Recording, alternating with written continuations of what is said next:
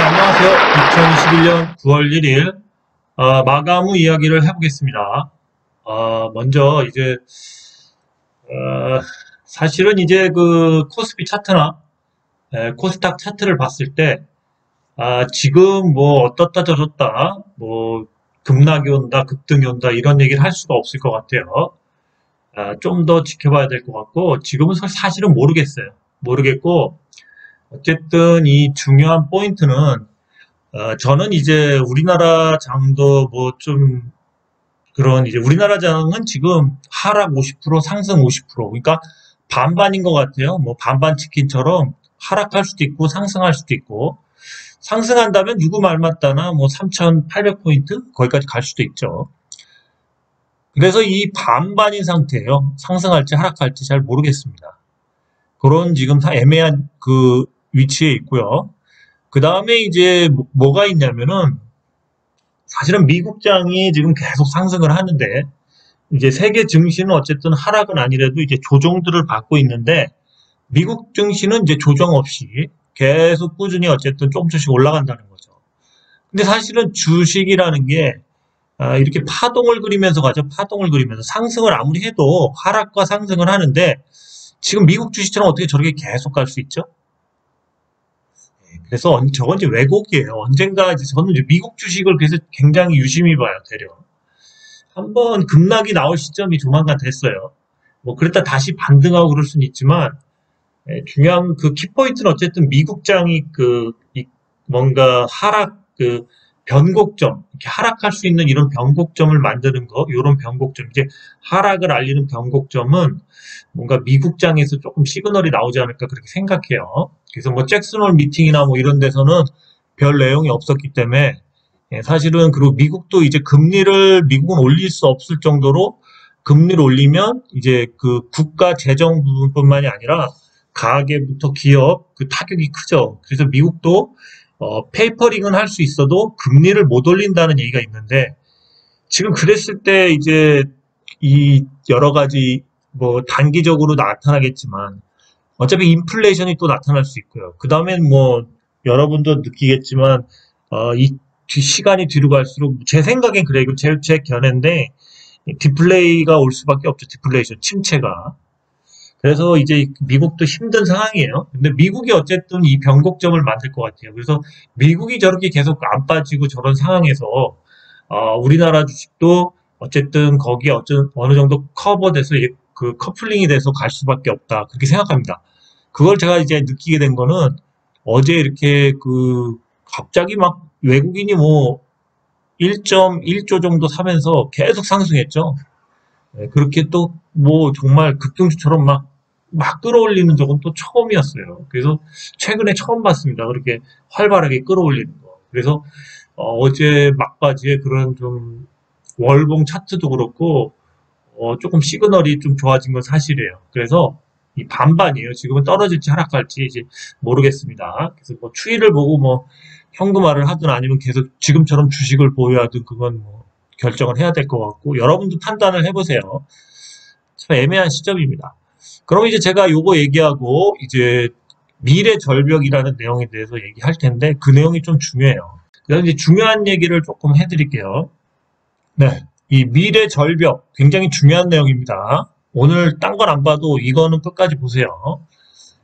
왜 그러냐면 이 주식시장은 미래에 대한 미래를 보고 달리죠. 미래가 밝아야지만 주식시장이 올라가죠. 과거는 필요 없고 현재도 어떻게 보면 필요 없어요. 실적주 빼고는. 근데 이 미래를 볼 때 이제 미래의 기술에 대한 그런 자본시장이 커지려면 기술, 새로운 시장이 열려야 되죠. 그래서 이 미래 절벽에 대한 개념을 보면서 이제 앞으로 그러한 이제 나올 신기술 이런 거에 대한 거는 2016년에 이미 다 나왔어요. 그래서 저도 2016년에 이 내용들을 습득을 했죠.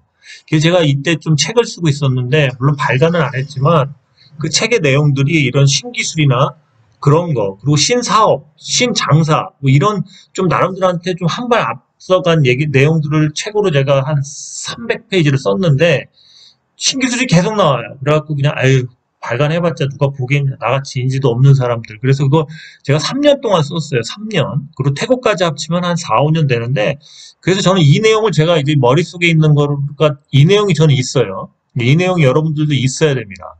이 미래 절벽이라는 개념은 뭐냐면, 사실은 이제, 2000년대, 이제 2010년, 이때부터 사람들은 이제 생각을 했다는 거죠.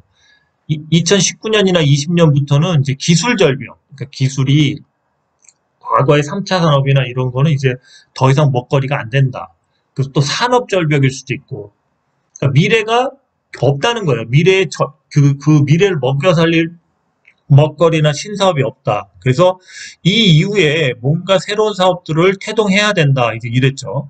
그래서 2차 전지나 수소 산업 이런 것도 사실은 이제 2019년, 20년부터 본격적으로 이제 키워지기 시작한 거고, 그리고 그 이면에 더 미래를 내다보는 사업들이 다 그래서 이제 그 2010년 이후부터 계속 세계에서는 그거를 준비해 왔죠.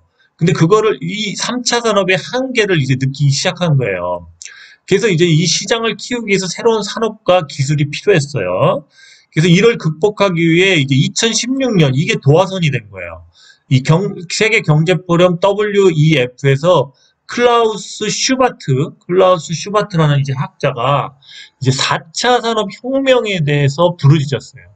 이 4차 산업 혁명을 부르짖었어요. 그래서 저는 2016년이 이 4차 산업의 시발점이다라고 저는 이건 여러 가지 견해가 있는데, 저는 이때가 시발점이다라고 저는 이제 제가 그 책에도 그렇게 썼었는데, 그렇게 생각합니다.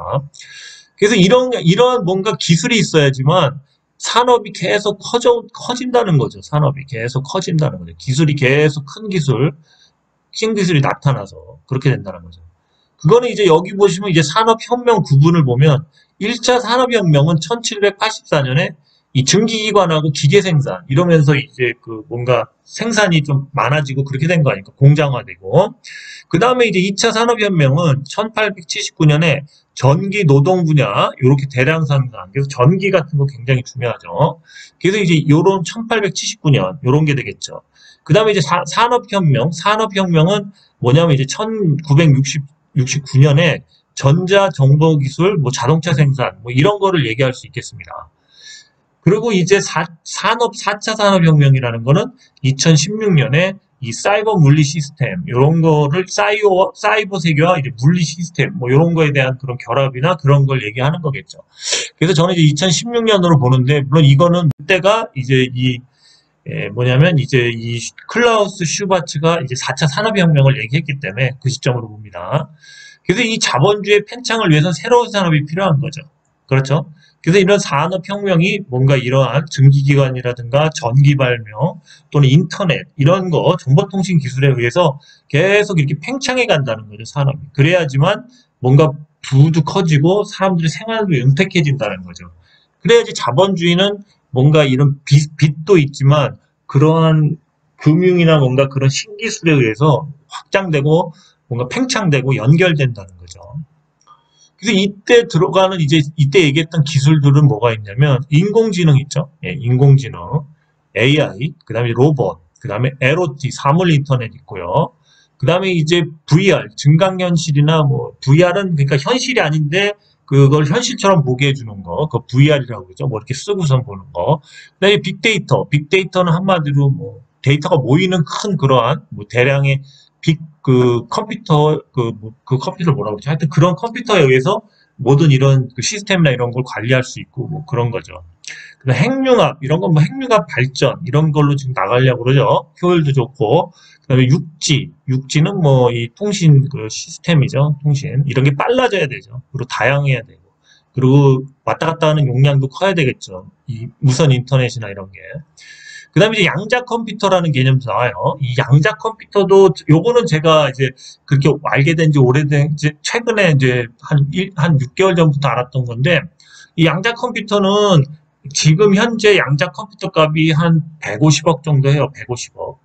근데 이런 컴퓨터는 우리가 기본적으로 이 컴퓨터는 1하고 뭐 0, 이런 두 가지 성격에 따른 뭐 이진법인가요? 뭐 그런 걸로 운영이 되잖아요. 근데 이 양자 컴퓨터는 이제 그거를 벗어난 새로운 방식으로 계속 변형이 돼서 뭐 그런 거를 취합하기 때문에 이 연산도 많이 되고 한마디로 이 빅데이터를 하려면 이런 양자 컴퓨터 그리고 나중에 이제 메타버스에 대한 내용이 나오는데 이런 거를 하려면 메타버스에서 이제 뭔가 그러한 가상 공간이 연결되면서 거기서 뭔가 이 큰 용량의 디지털 세계를 구축하고 그러한 뭔가 가상 공간에서 왔다 갔다 하고 뭐 현실감을 느끼게 하려면 이런 양자 컴퓨터와 같은 대용량의 컴퓨터가 나와야 된다는 거죠. 지금 컴퓨터인 이 시스템으로는 이런 거를 사실은 감당할 수가 없죠. 한마디로 버벅거리죠. 그래서 이 양자 컴퓨터를 지금 현재 1,000만 원 단위로 끌어내리는 게 지금 목표예요. 예, 가격을 1,000만 원 정도로 다운시키는 게 목표입니다. 그러니까 이 양자 컴퓨터 1,000만 원쯤 되면 사람들이 웬만한 저 같은 경우도 한번 살 생각이 있겠죠. 왜냐하면 엄청 빠른 속도로 뭐 전국에 뭐 이런 세계 지도부터 뭐 그런 실시간 그런 걸 막 취합하고 엄청나진다는 거죠.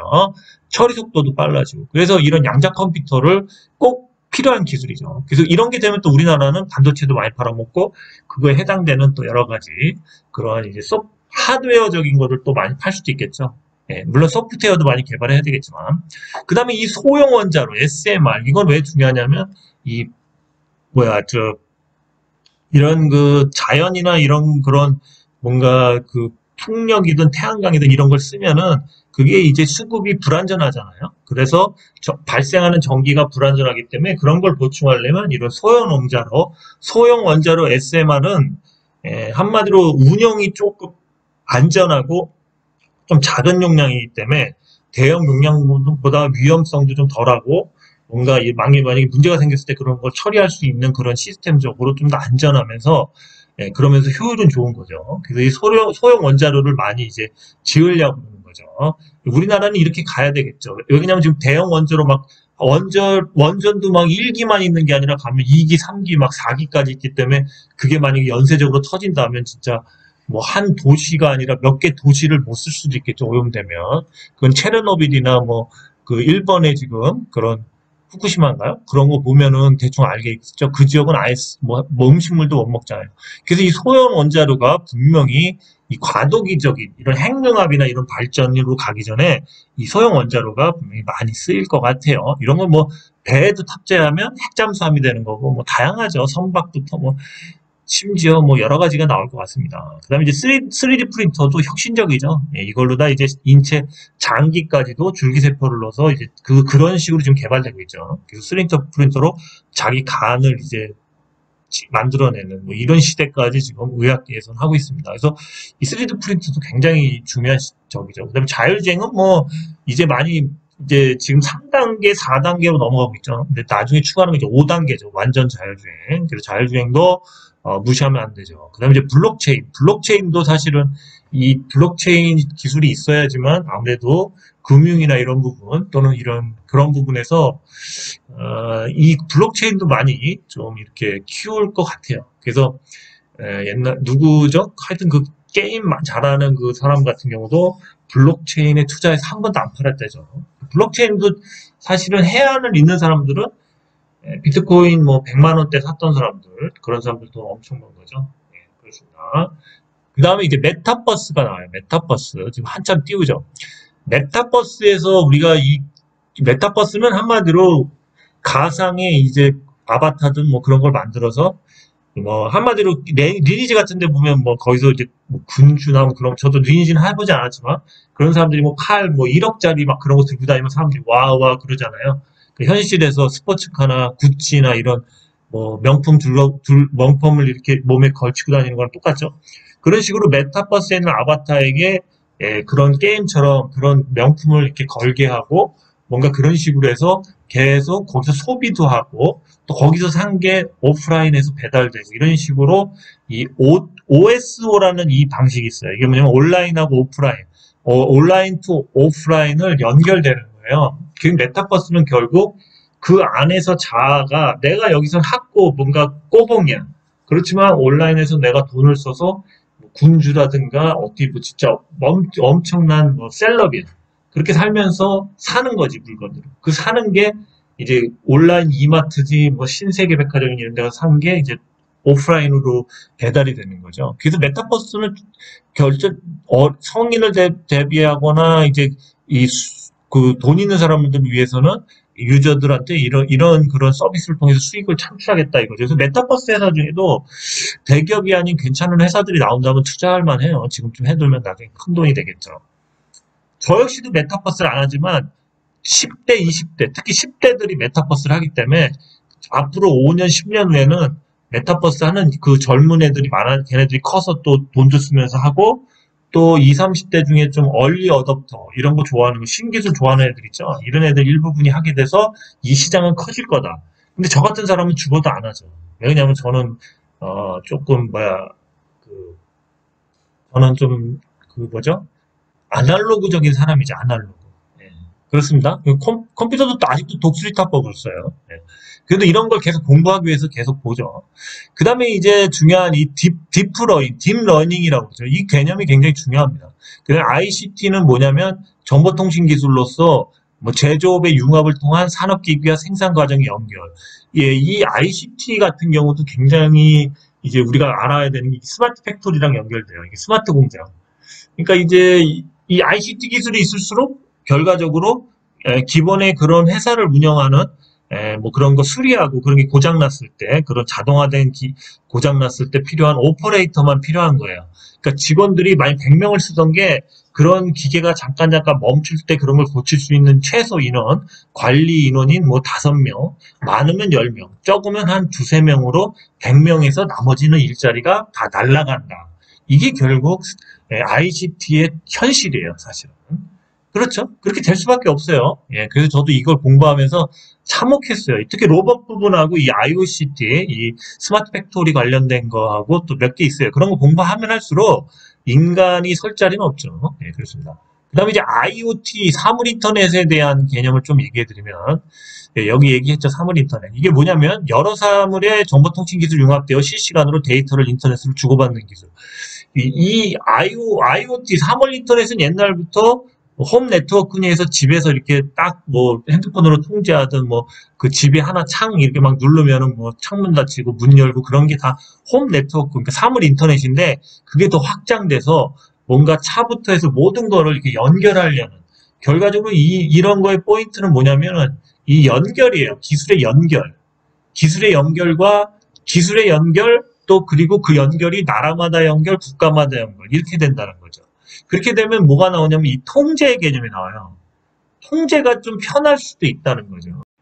혼자 떠돌아다니고 이런 사람들은 아예 아날로그적인 삶, 뭐 어디 산에 가서 뭐 캐먹고 텃밭 가꾸고 이런 사람들이 아닌 이상은 이 통제와 이 기술의 연결된 속으로 들어와야 된다는 거죠.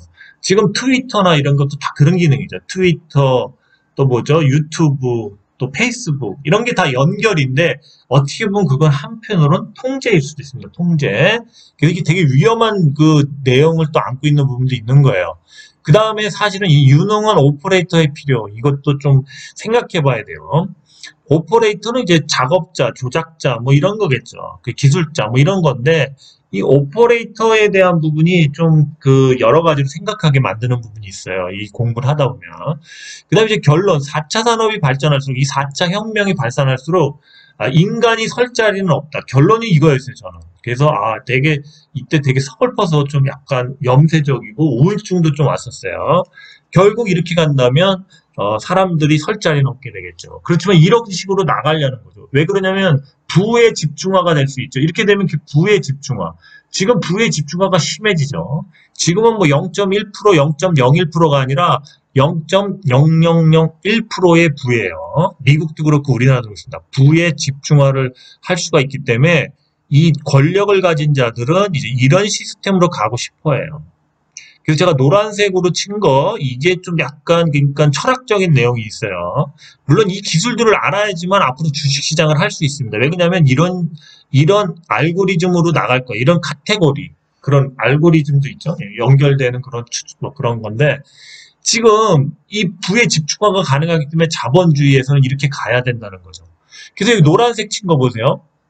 인공지능 AI, 로봇, 빅데이터 이런 게 다 빅데이터에 의해서 가능해지는 거죠. 인공지능, 그러니까 로봇도 가능하고 로봇도 혼자 움직이죠.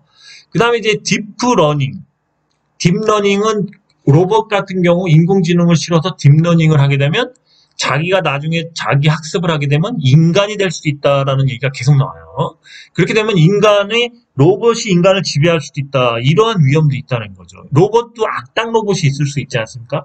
사람도 악당이 있죠. 그래서 이게 딥러닝에 대한 이 기술도 계속 발달되고 있죠. 이게 인공지능하고 로봇하고 다 연결돼요.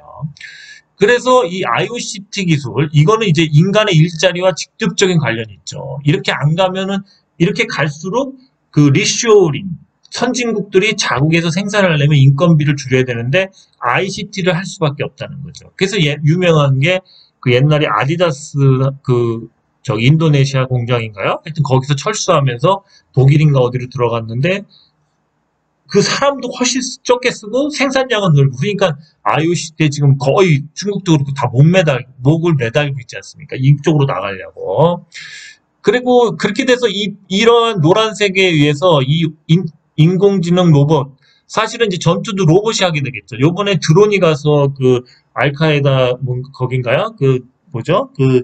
미군 폭탄 테러한 거 가서 뭐 한 몇 방 따다닥 쏘죠. 그런 식으로 전쟁이 이제는 인간이 안 들어간다는 거예요. 그러면 이런 인공지능과 이 과도기적으로 이런 시기가 움직이려면 결국엔 이 유능한 오퍼레이터 싸움이 될 수 있다는 거죠. 기술이 IoT로 연결되고 그래서 이 오퍼레이터에 대한 문제가 나오는데 이 오퍼레이터가 빅데이터에 의해서 오퍼레이터가 막 진짜 그러니까 군대도 이러한 뭔가 병력이 이런 조정을 하는 그런 이제 양성을 하잖아요. 뭔가 이런 스타크래프트처럼 로봇을 아니면 그 드론을 갖고서 쫙 조정해서 무인으로 가서 빠바바박 쏘고 오고 아니면 이제 로봇도 이제 그런 식으로 할 수 있는 이제 빅데이터나 이런 걸 통해서 할 수가 있는데 이 유능한 오퍼레이터들이 처음에는 만약에 군대에서 10,000명이 필요하다. 근데 자꾸 기술이 발달하고 이 조정할 수 있는 범위가 넓어지면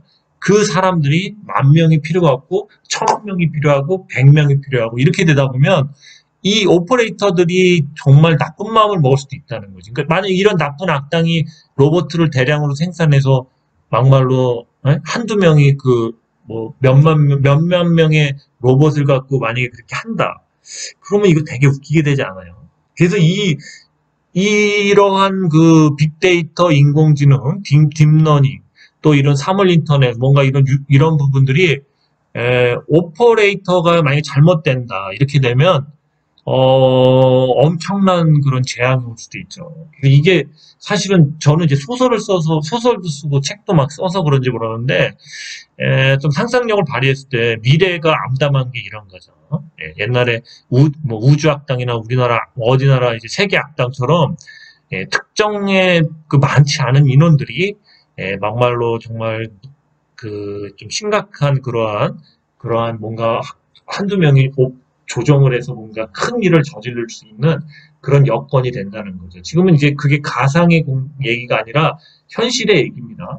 물론 당장 5년, 10년 안에 되진 않겠지만, 이런 거에 대한 보안 문제, 그러니까 해킹에 대한 그런 방어를 하는 것처럼 뭔가 이런 게 좀 돼야 되지 않나, 이제 그런 생각을 많이 해서 윤리적인 부분도 많이 이제 얘기가 되죠. 그래서 사실은 이 얘기를 하면서 저는 참 그때 되겠지만 좀 약간 우울했어요. 그렇지만 우리가 주식을 하는데 시장은 이제 우리가 생각하는 가상 증강현실이든 사물 인터넷이든 이런 것들, 양자 컴퓨터 이런 것들에 대한 또 메타버스 이런 거를 이제 시장을 키우기 때문에 어쩔 수 없이 이런 거에 우리는 공부를 하고 이쪽 시장이 커지는 거에 대해서 돈이 들어갈 거라는 거죠. 돈이 들어가고 주가가 오를 거라는 거죠. 그래서 이런 거를 이러한 시장에 대한 전반적인 지식을 알고 있어야 돼. 이게 다 연결됩니다. 이런 게 다 연결되자지만 뭔가 이렇게 한마디로 부가 더 집중화될 수가 있죠. 그죠? 예. 그래서 이 오퍼레이터가 한 명이 된다면 어떻게 될까요? 세계를 한 명이 뭔가 이렇게 할 수도 있겠죠. 예. 굉장히 좀 어두운 얘기 같지만 그럴 수도 있다는 거죠. 그래서 이 메타버스 같은 경우도 이런 부분들, O2P 개념을 알아야 돼요. 이런 것 때문에 그렇고, 그 다음에 이제 보세요. 소형 원자로 SMR 같은 경우, 만약에 소형 원자로 산업이 본격 궤도에 돌아선다면, 지금 제가 보고 있는 오르비텍이나 이런 그 원자력 보수하는 회사들은 일거리가 더 많이 생기겠죠. 예, 그래서 어느 시점에는 폭등할 수도 있는 거예요. 그렇죠? 예, 그래서 이런 부분들을 조금은 뭔가 산업적으로 이렇게 우리나라가 가려는 방향이기 때문에 예, 알고 있으면 주식들이 보이죠. 그래서 좀 장기적으로 할 수도 있습니다, 사실은. 예, 그럼 여기까지 얘기하고요. 이 종목은 간단하게 몇 개만 보겠습니다. 예, 먼저 조일알미늄 보겠습니다. 조일알미늄이 오늘 상한가 같죠? 아, 이거, 제가 이거 7, 800원대 본 것 같은데, 이거 대단합니다. 이런 주식을 한번 사야 되는데, 시세가 끝난 줄 알았는데 계속 갔죠. 특히 이 구간 전에 봤죠? 이거 한 800원대부터 본 것 같은데. 근데 이게 이제 구독자분 중에서 800원대에 이 갈까요? 그랬는데 이제 이렇게 슈팅이 한번 나왔죠. 그래서 아, 이게 끝난 것 같습니다. 근데 여기서 횡보를 하고 이렇게 죽였다가 알미늄의 시장, 이 2차 전지 관련돼서 사실은 이제 알루코도 2차 전지 관련돼 있는데 알루코는 재무가 안 좋아서 그런지 생각보다 많이 빠졌어요. 물론 오늘 좀 반등은 줬지만 이 결과적으로 이 알루미늄 관련돼서 2차 전지 대장은 조일알미늄이었다는 거죠. 엄청 잘 갔습니다. 내일 매도짜리가 아닐까 생각하는데 야, 그래도 이거 동전주가 거의 내일 가면 한 3,000원 넘기겠죠. 이거 엄청 상승했죠. 예, 시세가 끝났다고 저는 보는데 내일 같은 경우 어쨌든 분할 매도를 해야 되겠죠. 근데 대단한 주식이었네요. 예, 그래서 제가 이때도 계속 지키고 이때 좀 빠졌다가 계속 지키길래 대단하다 했는데 오늘 상한가를 갔어요. 조일알미늄 가신 분들은 따뜻하겠습니다. 예, 그래서 주식은 이렇게 월봉을 한번 좀 보면요. 가는 주식은 물론 가는 주식이 참 그런데 이렇게 완전히 죽여버렸다가 이제 이렇게 매집이 잘 된 다음에 이렇게 갈 때는 보시면 양봉이 몇 개입니까? 하나, 둘, 셋, 넷, 다섯, 여섯. 요때까지 치면 거의 8개거든요. 근데 이제 요때는 어쨌든 최소한 5개월에서 7개월 정도는 기다려야지만 이런 큰 상승, 한 4, 5배 먹은 것 같죠? 4배 정도 먹은 것 같아요. 4배. 이 정도 먹으려면, 그래야죠. 최소한 이렇게 기다려야 됩니다. 그래서, 이 조일알미늄이 드디어 분출을 하네요. 이런 주식을 잡아야죠. 조일알미늄이었습니다. 그 다음에 이제 레이크 머티리얼즈 한번 볼까요? 이렇게 계속 빠지지가 않네요. 빠지지가 않아. 이거 또 한 번, 이것도 역시 슈팅하려고 그러네요. 그죠? 빠지지가 않죠? 이제 슈팅이 한번 나와야 돼. 꼭 슈팅 나오고, 뭐, 그 다음날이라든 해서, 아직까지 위로 열려 있어요. 레이크 머티리얼즈. 아직 좀 슈팅 구간들이 남아있는 것 같습니다. 레이크 머티리얼즈였습니다. 사실은 이제 소프트센을 빼먹었죠. 저번 주 월요일날 빼먹은 종목인데요. 이 소프트센은 세 가지죠. 유아 교육하고 폴더분 폰, 그리고 원가 구류. 근데 이게 지금 그 폴더분 폰 디스플레이가 굉장히 많이 나가나 봐요. 매출이 좋나 봅니다. 차트가 계속 무너지지 않고 계속 가죠. 그죠? 예, 괜찮죠. 이렇게 계속 요때 요 구간을 메꾸긴 하겠다 했는데 메꾸자마자 바로 이렇게 돼서 N자형으로 계속 가죠. 예. 좀 더 갈 것 같긴 해요. 근데 시총이 작으니까 이렇게 시원시원하게 가죠. 예, 그래서 소프트센 아직 남긴 남았어요. 이것도 저렇게 한번 조일알미늄처럼 분출을 하면 그 다음날 팔거나 그래야 될 것 같아요. 하여튼 굉장히 잘 거래량 터지면서 잘 쌓아올리고 있습니다. 예, 소프트센이었습니다. 예, 그 다음에 앞타바이오가 이제 무중을 했죠. 무중을 한 다음에도 계속 가네요. 올렸다 뺐다 하면서 이 주식도 보시면 이렇게 상승을 했죠. 한번. 그 다음에 여기서 이제 뭔가 요 박스권을 만들고 있는데 조만간 이제 뚫을 것 같습니다. 상단을. 힘을 모으고 있죠. 그래서 이런 거가 남아있어요. 이런 게. 그렇습니다. 이런 게 나온 다음에 뭔가 이제 다시 이렇게 빠질 것 같아요. 지금 조일알미늄 본 다음에 소프트센, 레이크 머티리얼즈, 알타바이오를 얘기하고 있는데 그런 주식들이 다 이런 게 아직까지 남아있는 것 같습니다. 그래서 이런 것까지 먹고 나오시면 돼요. 보유하신 분들은. 그러면 좀 어느 정도 횡보하면서 빠질 확률이 높죠. 주가가 계속 오르지만은 않죠. 그렇습니다. 네. 그 다음에 앞타머 사이언스. 사실은 이제 앞타 기술은 이제 이 항체가 아니라 핵산에 대한 그런, 그 핵산을 갖고 하는 거기 때문에, 네, 핵산을 가지고 하는 거죠.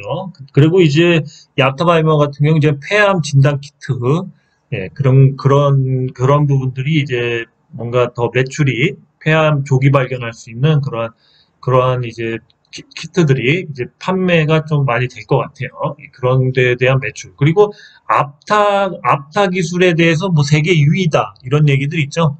그 앞타도 미국에서도 이 기술을 사용해서 신약 개발하는 회사들이 있는데 시총이 최소한 뭐 1조에서 2조, 몇 조 정도 돼요. 네, 그렇죠. 앞타바이오 같은 경우만 해도 이제 거의 시총이 한 2조 정도 되죠. 2조 정도. 1조가 넘었죠. 1조 좀 넘었죠. 그래서 이제 시총이 너무 작다는 거죠. 세계 2위 기업인데 우수한 인재들이 많죠. 그래서 한번 여러분들이 판단을 해보세요. 저는 앞타 기술이 괜찮아서 예전부터 앞타머 사이언스하고 앞타바이오, 특히 앞타머 사이언스를 먼저 얘기했는데 그때는 앞타머 사이언스가 계속 빠지고 있을 때였거든요. 예, 그래서 한번 뭐 저는 뭐 이런 주식들은 좀 믿음이 있어야 되죠. 네, 그렇습니다. 근데 아닌 것 같으면 뭐 거들떠도 안 봐야 돼요. 그렇습니다. 뭐 저야 뭐 그냥 조금씩 매수하고 있는데요. 뭐 하여튼 그래요. 저는 뭐 그냥 괜찮은 것 같습니다. 예. 네, 그다음 오르비텍 지금 바이오노트가 결국 8월에 상장을 신청서를 안 냈죠. 예비 심사를. 근데 조만간 내지 않을까요? 근데 이 보험회사, 이 상장 회사들은 좀 이 개구라가 많아가지고 결국은 8월을 안 지키네요. 예, 언론에서는 거의 8월로 예측했는데. 근데 오르비텍이 오늘 상승을 해서 그동안의 그 안 좋은 차트들을 거의 극복을 했죠. 물론 이제 여기까지 찍어주는 게 좋겠죠. 우선 찍었다 빠져도 어쨌든 이 선들을 찍어주는 게 좋겠죠. 그리고 오르비텍도 이제 길게 봤을 때는 이런 식으로 한번 이렇게 똥바가지를 채워준 다음에 뭔가 모양이 나온다. 그래서 오르비텍 같은 경우도 이제 좀 차트가 조금씩 좋아졌어요. 뭐 내일 좀 빠질 수도 있겠지만 어쨌든 바이오 센서의 그 상장 심사를 하면 좀 시세를 줄 거다. 예, 오르비텍이요. 그리고 아까 그 소형 원자로 관련돼서도 나중에 이제 그런 부분이 두각을 나타낼 때가 있을 겁니다. 예, 오르비텍이었습니다. 네, 그 다음에 이제 동구바이오 제약 한번 보죠. 동구바이오 제약도 같은 내용이죠. 오르비텍하고. 예, 동구바이오 제약도 이제 계속 이제 여기서 한번 또 뚫으려고 한번 갔다가 또 밀렸죠. 그럼 이제 다시 도전을 할 겁니다. 다시 도전을 하면 요번에 안 밀릴 확률이 있겠죠. 네, 그래서 동구바이오 제약이 더 차트는 좋아요. 이런 장기 이평선들을 한 번씩 찍어줬으니까. 동구바이오 제약도 이제 같이 바이오노트 상장 예비 신사를 내면 좀 시세를 줄 것 같아요. 예, 동구바이오 제약이었습니다. 자, 대성헬스텍이 오늘 좀 상승을 했죠. 예, 오늘 현대차하고 뭐죠? 애플카가 이제 협력한다. 뭐 그러면서 대성헬텍이 또 이 자율주행 관련돼서 또 뭔가 기술이 있잖아요. 예, 그런 거에 관련돼서 또 애플카와 또 뭔가 할 수 있다. 이런 거에 대한 그런 기대심들도 조금 오른 것 같은데요. 그러면 한번 차트를 보면요.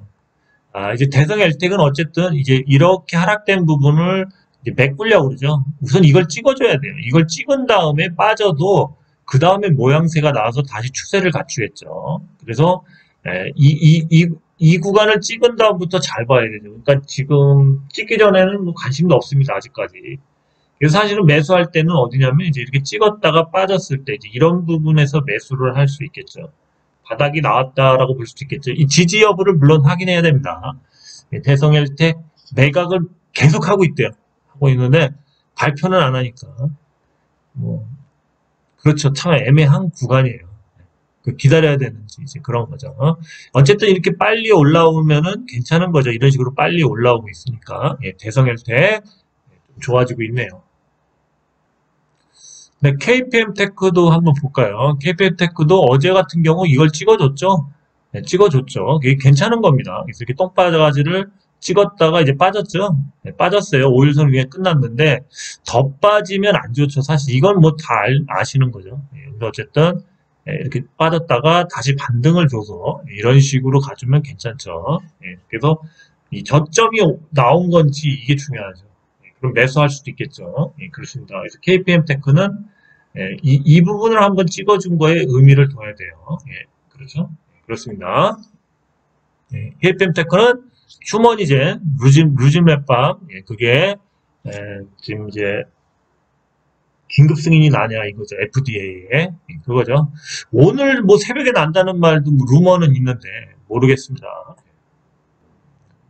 예, 텔콘 RF 제약이 오늘 좀 빠졌어도 차트상으로는 좀 빨리 가고 있죠. 그죠? 이 주식은 거의 밀리지도 않죠. 이렇게 메꿨는데 여기서 계속 어쨌든 지지를 하죠. 예, 이게 더 강한 거죠. 솔직히 말해서. 텔콘 RF 제약은 또 자기 투자회사들의 지금 상장이 계속 걸려 있기 때문에 그런 거에 의해서 시세가 쉽게 안 빠집니다. 그래서 KPM 테크보단 더 좋죠. 예, 이것도 역시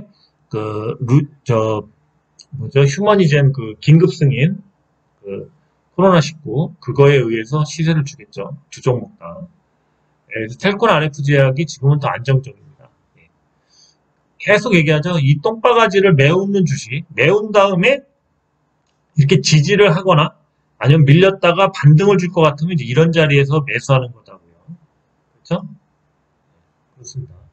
종합지수가 아무래도 지금 현재 계속 좀 많이 좋아졌기 때문에 조금 단기간이도 어쨌든 이제 이런 구간을 먹을 수가 있겠죠. 이런 구간이 나오면 이런 구간을 먹으면 돼요. 이런 구간. 네. 그렇습니다. 또 오늘 여기까지고요.